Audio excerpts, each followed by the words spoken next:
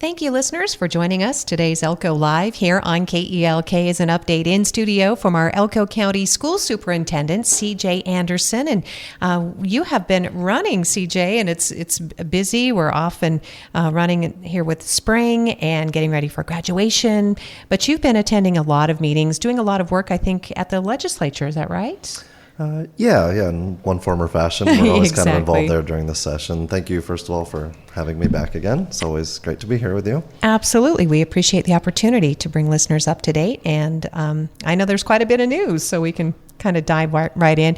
The school board recently, I guess, put some finishing touches on the 4-day school week, which will begin in just a few short weeks after summer vacation ends.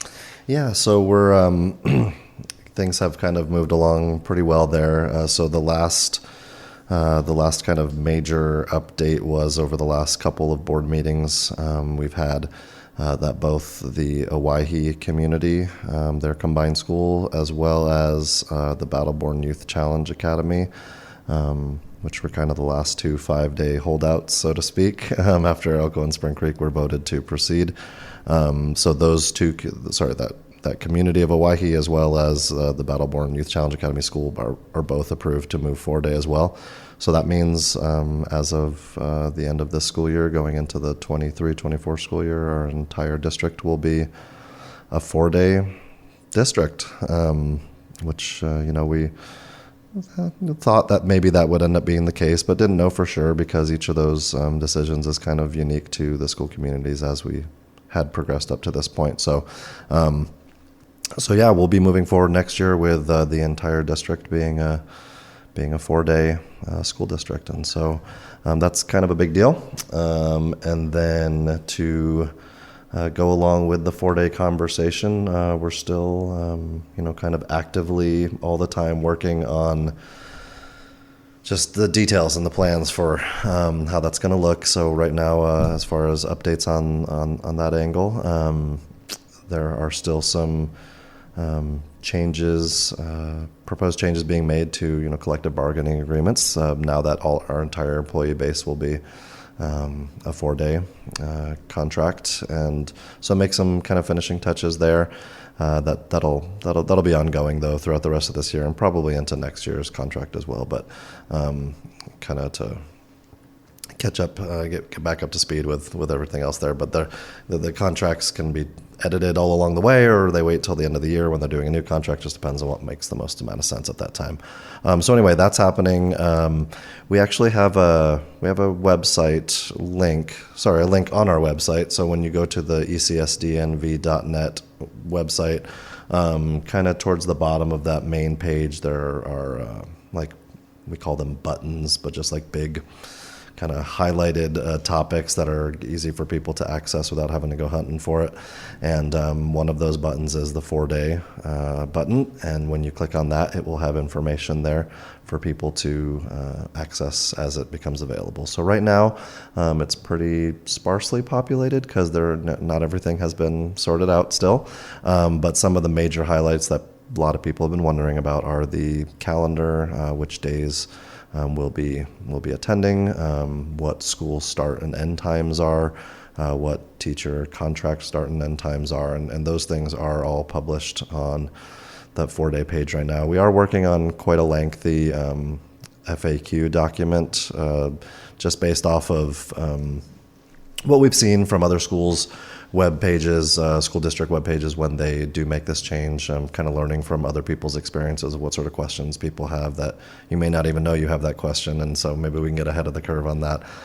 So our communication specialist, Kayla Church, is working with all of our central office admin directors on and other leadership roles on making sure we get those questions answered. And once we feel like we have a substantial amount enough to post there, then we'll get that link going up.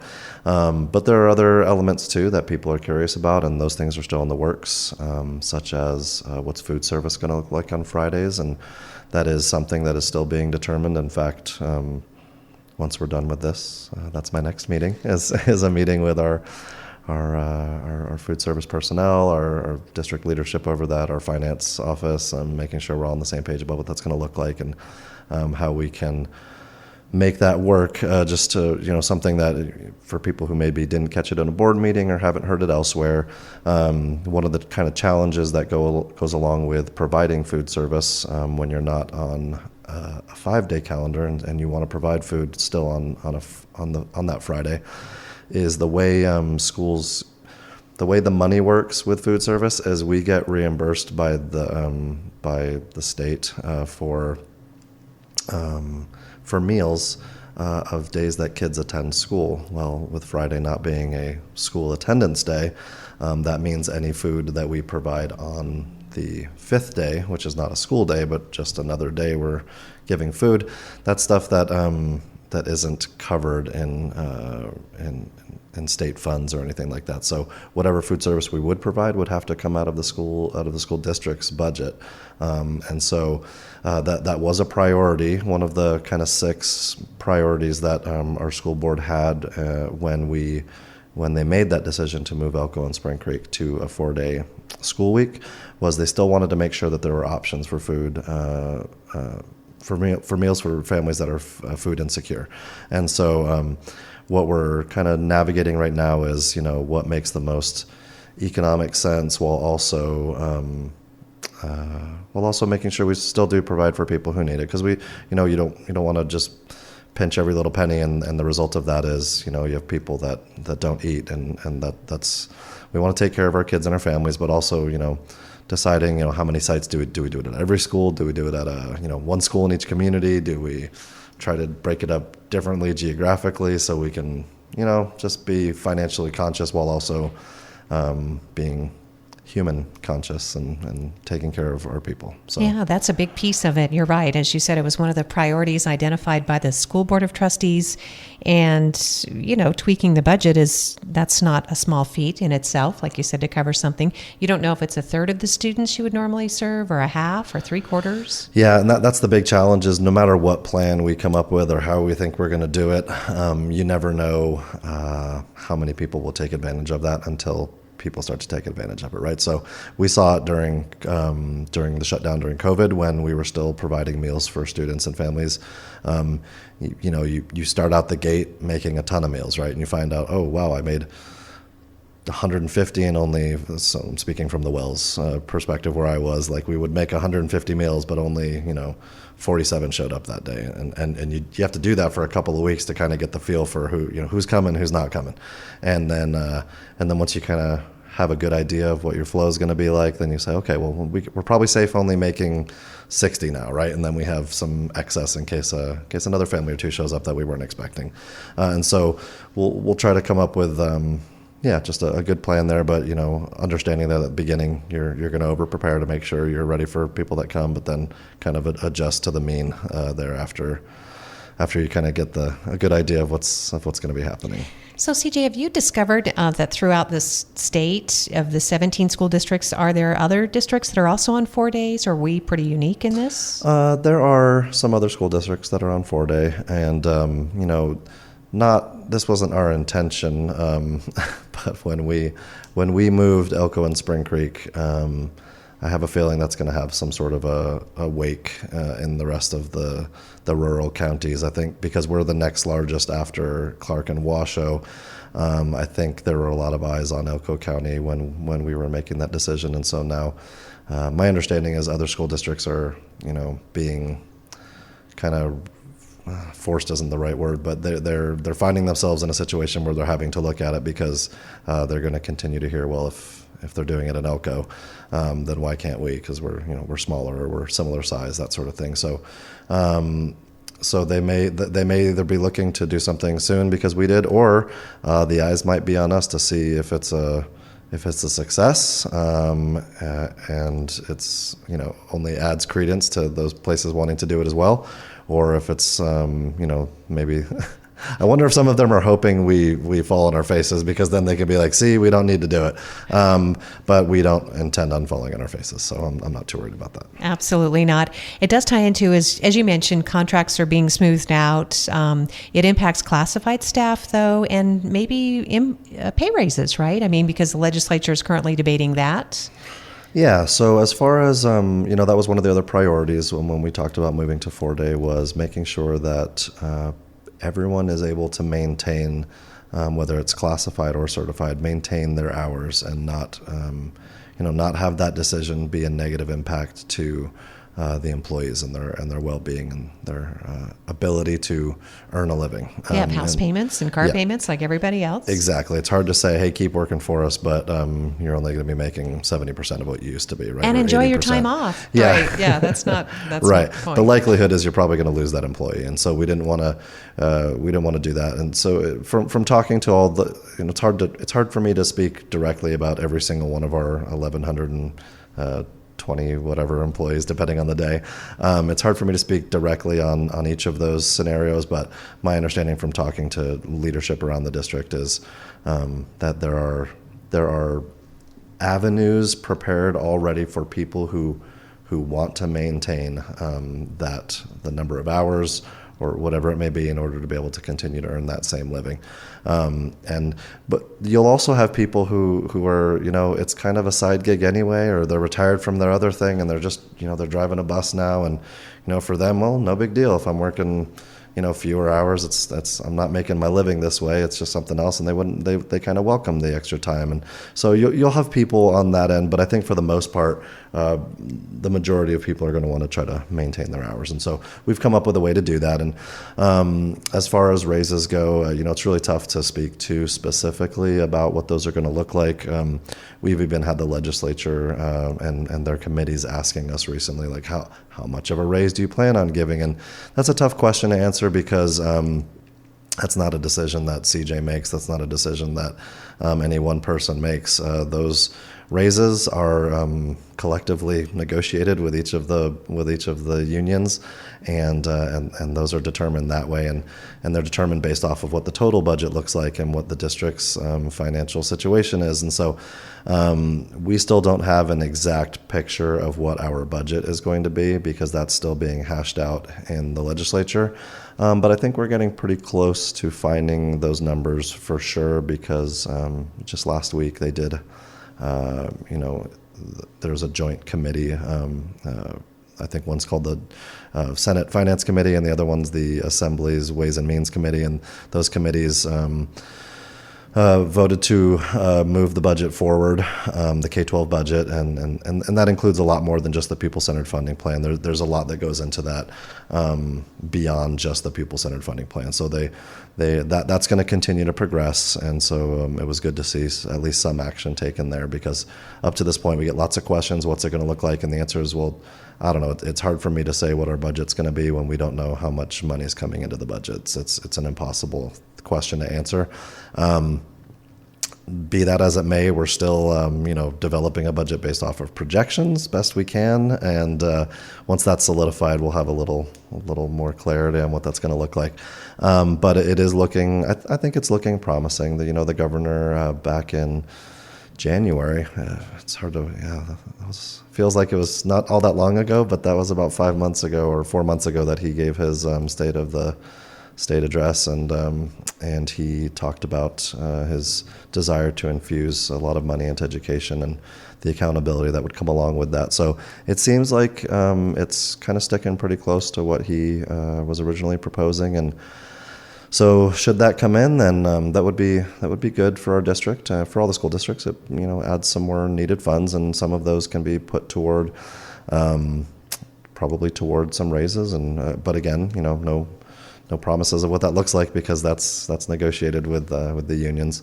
The other thing to consider when it comes to that money infusion is since COVID started and we got the ESSER funds or the ARP funds or the CARE funds or however people refer to each wave of money that we got, those things, those funds were very helpful to cover some needs, but they weren't all, the funds were used for a lot more than masks and COVID tests and hand sanitizer. Like I think a lot of people say, well, that's what that was for. I mean, that money went towards a lot of things that our teachers and our staff kind of rely on now. And so, but as we know, those were grant funds. Those were one-time infusions. And so as those things go away, we have to determine, well, we're getting this influx of money from the state, but between raises and then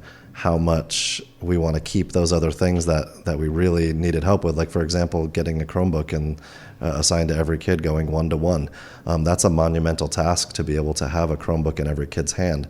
And so do we want to take the energy and the effort to continue that going forward and never lose that again? Or do we let that go away and all of a sudden not have the ability to be a 1-to-1 district, right? So evaluating each of the things that the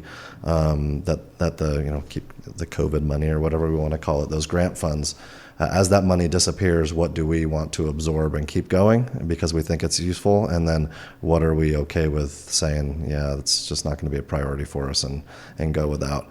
So lots of considerations and all that in the mix of, the same old story that we've been hearing for a long time, which is a true story. But I think we get used to it and don't pay attention to the severity of it, which is schools are underfunded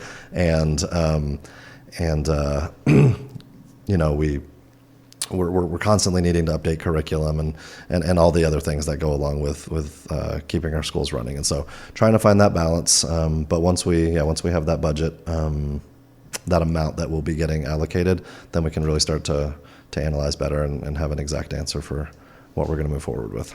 CJ Anderson is our Elko County School Superintendent as we're getting our monthly update here. And just referring to what you were just describing, that joint budget subcommittee voting, it was last Tuesday.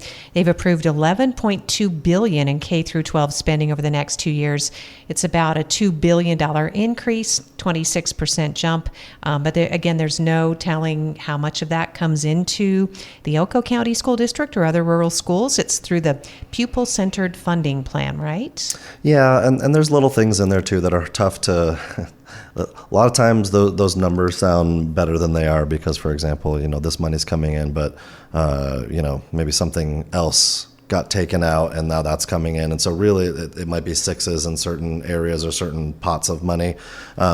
It's quite. When you're talking about that many billions of dollars at a state level, 11.2 billion, right? Like the spreadsheet that constitutes that budget is so overwhelming and massive that it's hard for a regular person to understand.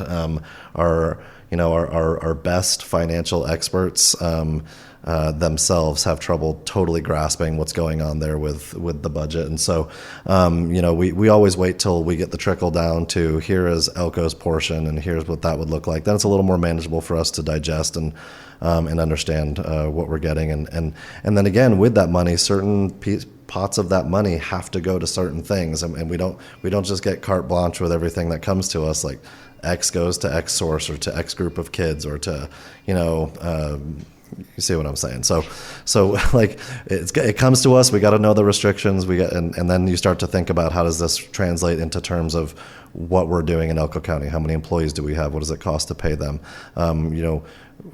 I think I've mentioned on here before, but the state just did a mandated PERS increase, which means that, that's millions of dollars right off the top that our school district has to pay for next year. So like, that's what I'm talking about. Like, hey, you're going to get X million more dollars next year. Well, thanks. But along with that also came, you're going to have to pay this much more next year for something. It reminds me of when I was a teacher, brand new teacher in Texas, and there were like 2-3 years in a row where we got raises. I use air quotes. You can't see me because it's radio. We got raises, but that was because health insurance costs went up every year. So was it actually a raise? Not really. It just helped me to pay for health insurance, which was mandated by the government at that time, right? Like it really did nothing to benefit me individually other than make sure I could pay for my health insurance. And so yes, it was a raise, but was it really? Like, did it feel like a raise? No, it didn't. And so when I think about, the mandated PERS increase, which again represents a good $3 to $5 million for us, I can't remember the exact number. And that's to retired employees. Yeah, that will and for the future. Yes, it's more for the future. Right, yeah, right. The retired employees are getting their retirement now, but in order to keep that going, as people work later and later, like that fund has to be fueled more, and so our school district's going to find itself having to pay more to that. Well documented in the past than the net proceeds of Minesweep, right? So in my mind, I'm like, well, yeah, that extra money coming in is great, but in my mind, I'm already like, without even considering anything else, I'm thinking of the PERS increase plus the loss of the mines money. Like, well, that's $8 to $9 million that, maybe even 8 to 10. That like, so now that money coming in doesn't feel a whole lot like extra. It feels like that's making up for stuff that we've been getting shorted, and that's going to have to come out of the budget in the future. And by the future, I mean like in 6 weeks. And so really just trying to figure that it's a very large equation. Thankfully, I have wonderful people, Julie Davis, our CFO, and the others that work with me there at central office to make sure we make those good decisions. But it's I worry that people will hear infusion of money and think it's going to be, bursting out of the pockets, and what it might do is get us to break even. And I say might because I'm not convinced that it will. I think that we're still going to have to do some cutting back a little bit as we go into next year, and we'll be talking about that as we get between now and the 23-24 school year. Yeah, we won't push anything on that till, as you said, the dust needs to settle from the legislative session. And speaking of Julie, there was a May 1st budget forum for the community in the interest of transparency, just to kind of lay out all these particulars. And you did mention, too, with money already being allocated, the governor has several priorities. One of those, CJ, people have asked about if the governor's prioritizing investing public money into private schools. We don't have a lot of private schools. There's not a lot of school choice in rural Nevada. Isn't that fair to say? Yeah, I would say, I don't know what proportionally how much there is, but yeah, you're right. It doesn't feel like there's a whole lot here. I know that was something that was important to the governor, was making sure that school choice was available. And, I've spoken about this before, and I'll say it again. I am not. I think people assume that because I'm this public school district superintendent that I think every kid under the sun should be in our schools, and I would amend that to say I invite and would love to have every kid under the sun in our schools, but recognize that not every situation is gonna that's gonna be the best solution. And so for families that feel like they need a different choice, then it's totally understandable, and I don't fault people for that choice, whether it's homeschool or private school or charter school or the Battleborn Youth Challenge Academy. Exactly, virtual school. Like we're in a day and age where we have, I don't know. I hear about the need for school choice and a lot, and all I can think of is we have way more school choice than we've ever had in the history of public education and education in our country. So the choices are out there for people to have them, and but I do know, I've heard the governor talk about that, and whether or not that. I just hope it doesn't come at the detriment of the public schools. I'm again not opposed to school choice, though. I'm in favor of it as people see the need and then for their individual circumstances. CJ, thanks for the update there. Anything else on the legislative front before we kind of switch gears a little bit? I mean, this next topic is related. I think all of us were just sort of shocked at this scenario presented by the Owyhee School and the tribal community who went to the legislature a couple of weeks ago, and they described these deplorable conditions at their school. And honestly, the first reaction I had was, wow, we didn't know about this. I mean, or at least it hadn't risen to, the news attention. I talked to our lawmaker, Bert Gurr. He said it's technically not even in his district anymore. So there's a Sparks Assemblywoman sort of handling that situation. Is this something that you inherited, were aware of, the school board? I mean, we just hadn't talked about this. Yeah, the word inherit is funny because, I think oftentimes when people think of inheritance, they think of something that's like, a good hey, thing, you're getting a pot of cash, right? Yes, but sometimes you inherit things like recessive genes, right, or not, but things that are tough for you. But so as far as this goes, it kind of came out of. I don't know, it wasn't a total shock to us. It's something that we've been trying to work with Owyhee on since I started about a year and a half ago.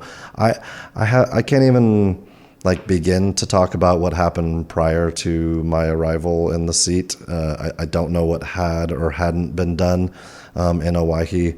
But was it on a capital projects list, CJ, or the entire school? I haven't seen a new school for Owyhee on a capital projects list. No, but I mean, I haven't gone back and looked through 20 years worth either. But to my knowledge, a brand new school out there hasn't been on that list, and So what we've tried to do as we've tried to foster a good relationship with the tribal council out there and be more present in the school out there, that was something that was made manifest to us when pretty soon after I got there was, hey, we'd appreciate some attention, we'd appreciate some resources, we'd appreciate our kids getting the best education they can get out here too. And so I've been out there a lot over the last year and a half, and I've assigned staff members of mine to be out there a lot, and really trying to just get a good feel for what's going on out there. And in the midst of all that, they brought to our attention that the school is just in rough shape, and I think there are some things that we see things differently. They may feel like this is an unacceptable condition, and I may feel like it's not unacceptable, or it's maybe it's not ideal. But when I look across our school district and I think about a lot of our campuses, I would say the majority aren't in ideal circumstances. Many of our buildings are old. We have portable buildings for many of our classrooms. We recently had that comprehensive facilities assessment done for all of Elko County School District, and in some areas the Owyhee Combined School was, it did kind of validate their concerns and their, areas that they feel are unacceptable, as they termed it. But then there are other areas of that facilities assessment that showed that maybe there are other campuses around our district that are in more need from certain angles. And so when I look at that, I recognize that wherever you are, your needs feel the most important, right? And no matter what school I've ever worked at, no matter what community I go to and talk to people in, they're very focused on what their needs are and what we should do to meet those needs. And so we have to weigh that in the balance of how do we consider what's urgent or absolutely necessary at this exact moment versus what is something that can be kind of patched up for now and look down the line. But obviously when it comes to our capital improvement funding source, like we have none, and we're going to be that way for at least another year and a half. And sometimes I'll hear things about, we need a new school, or we need a new floor, or we need a new playground, or we need fill in the blank. Like this has to. In fact, I saw a comment on one. I don't know who the person was, but there was a comment on something recently on Facebook that said, "Don't we pay taxes for this kind of thing?" And the answer is no, you don't. You decided not to. You do not. None of us do. Right. We pay taxes that go into the public, the pupil-centered funding plan to pay for teachers, to pay for books, to pay for materials, but none of that pays even a penny for the physical, building. Like you cannot build things with that fund. You can do some repair, but if it ventures into the realm of capital improvement, you can no longer use those funds for those purposes.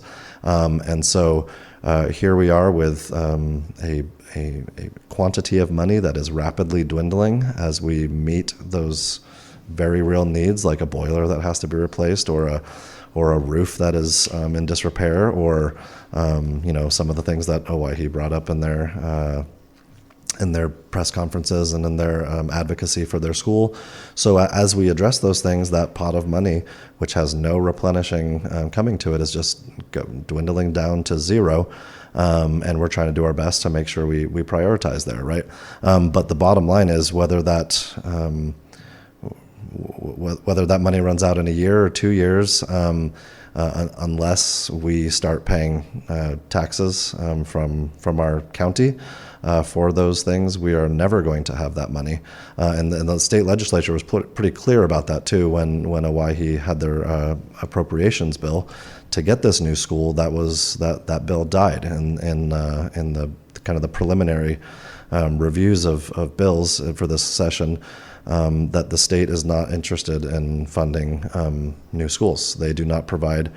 Nevada is a state that does not provide capital improvement funds for schools. They don't. Some states do. Nevada does not. Mm-hmm.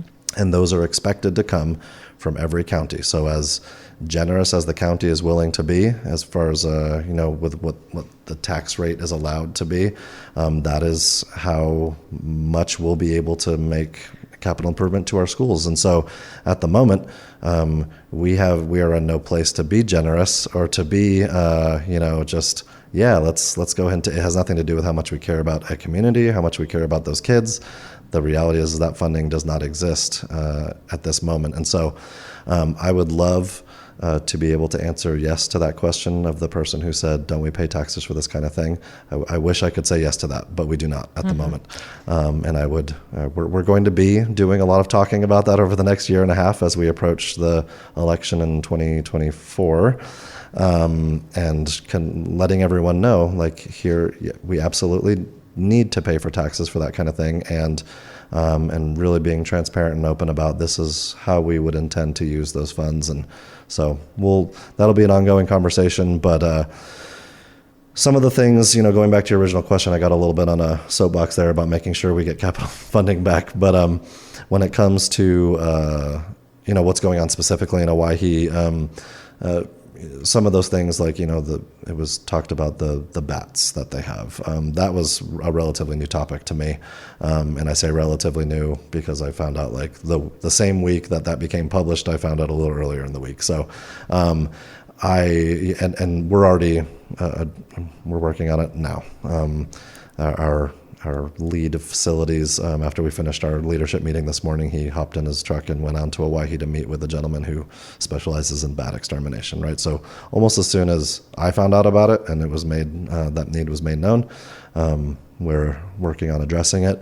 And we've tried to be that way about everything, not just about the bats, but about whatever needs exist out at that school or any other schools. If you have a need, we can't do anything about anything we don't know. And then once we know, we do the best we can with what we have in front of us. And so, what about that hydrocarbon flume or plume? Thank you. Yes, plume. The hydrocarbon plume. That's a tough topic for me to talk on because the science of it is a little above my head. I just call it a flume, so I'm obviously not up to speed. Gotta get the right consonant in there, Lori. Yes, thank you. It's a plume.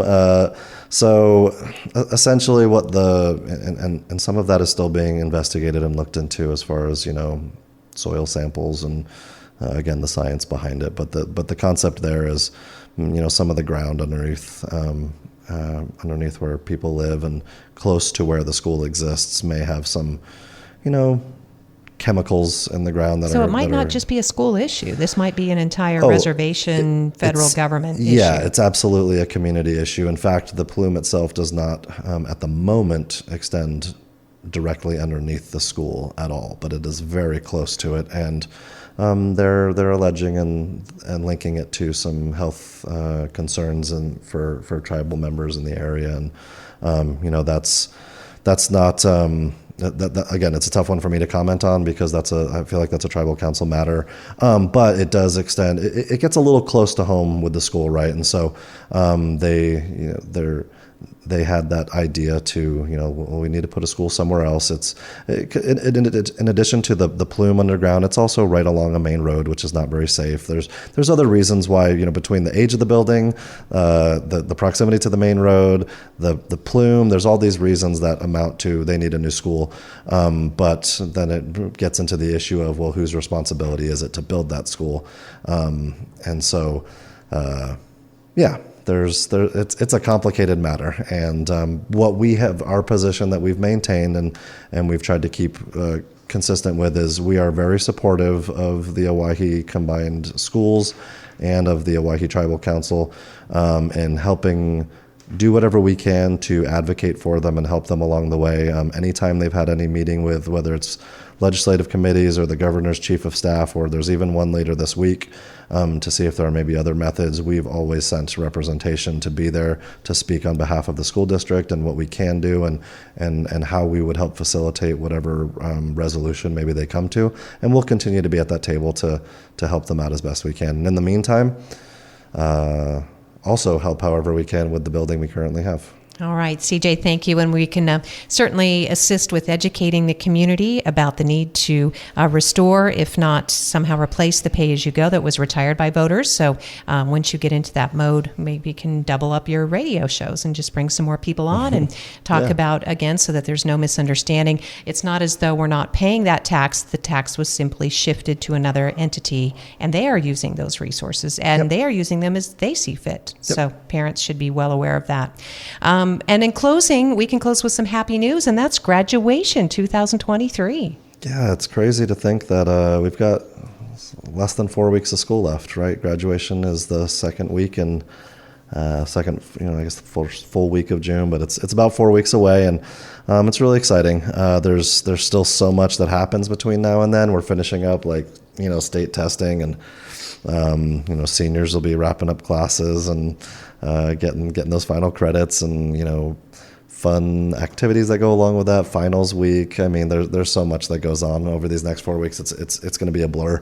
But yeah, we're very much looking forward to graduation again, graduation 2023, with all of our various, we have all of our in-person schools, but we also have, our virtual academy. We also have Battleborn, that'll have their graduation ceremony. And I think they have kids that are graduating both from their program as well as graduating from high school. And so, over the next, 3 weeks as we prepare for that, we look forward very much to that graduation week. I think those dates are I want to say it's the 9th and 10th, maybe. I should have been prepared for that. No, you're fine. Whatever that Thursday and Friday are, the 8th and the 9th. There we go.